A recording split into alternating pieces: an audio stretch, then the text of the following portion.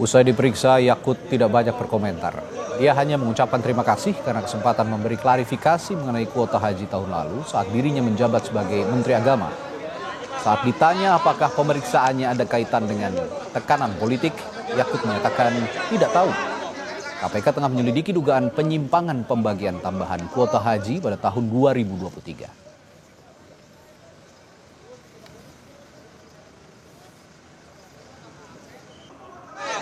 Kesempatan bisa menjelaskan klarifikasi sekarang kuota tahun lalu gitu ya. Terima kasih. Lalu bagaimana hasil pemeriksaan dua menteri era Jokowi di KPK? Kita tanyakan langsung jurnalis Kompas TV Jonah Hamonangan yang kini berada di Gedung Merah Putih KPK. Jonah, apa yang didalami KPK dari kasus yang menjerat Nadiem Makarim? Lalu bagaimana dengan pemeriksaan Menteri Agama Yakut Khalil Qomas? Bisa Anda jelaskan keduanya, pemeriksaan keduanya?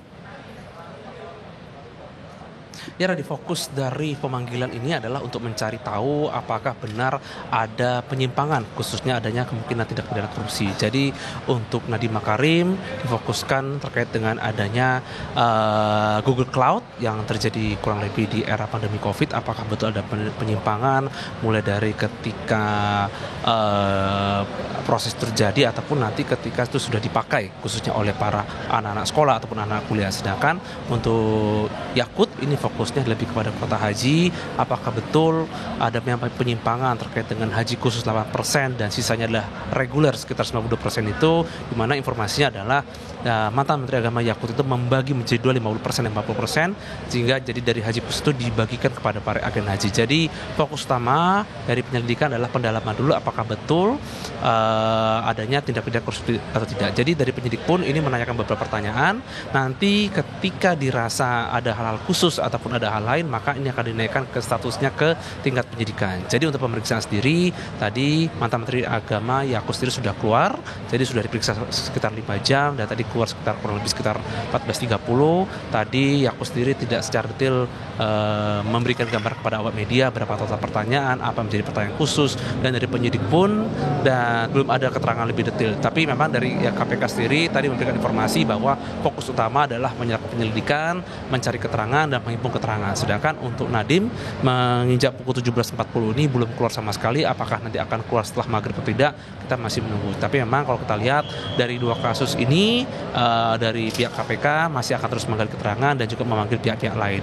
Ini dilakukan dalam rangka untuk keterangan ini untuk bisa dinaikkan, apakah bisa ditingkatkan ke level penyidikan atau tidak. Namun yang pasti untuk pemanggilan perdana ini dari mantan Menteri Agama Yakut sudah keluar, sedangkan untuk Nadiem Makarim masih berada di dalam. Kita masih menunggu kira-kira pukul berapa nanti Nadiem akan keluar dan kira-kira apa yang menjadi fokus pertanyaan yang dikeluarkan oleh penyelidik khususnya untuk mencari tahu kepada kasus di Nadiem Makarim ini sendiri.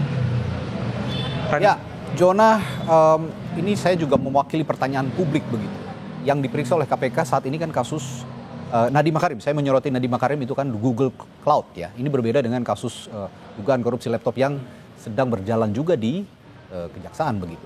Apa bedanya proses penyidikan atau penyelidikan yang dilakukan oleh kejaksaan dan KPK ini dalam kasus yang berbeda tapi diduga berada dalam satu lembaga? Ya, Radhi, untuk pemeriksaan yang ada di Kejaksaan dan KPK ini beda sekali. Untuk Nadiem, pemeriksaan yang di Kejaksaan ini fokus kepada Google Chrome. Jadi ini yang pada akhirnya ada tersangka dinamai dengan juristan, sedangkan untuk yang di KPK ini fokus pada Google Cloud.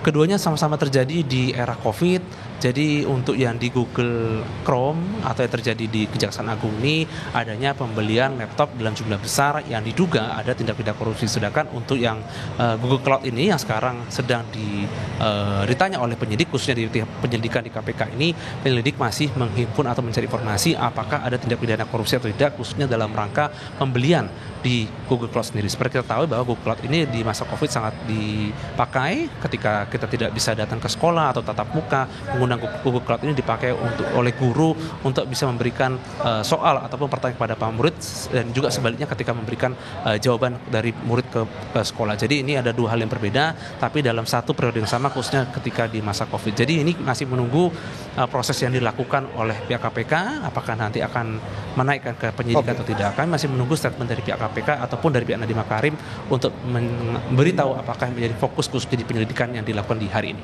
Baik, di sana juga Jonah masih menunggu selesainya Nadiem Makarim diperiksa di KPK. Baik, terima kasih.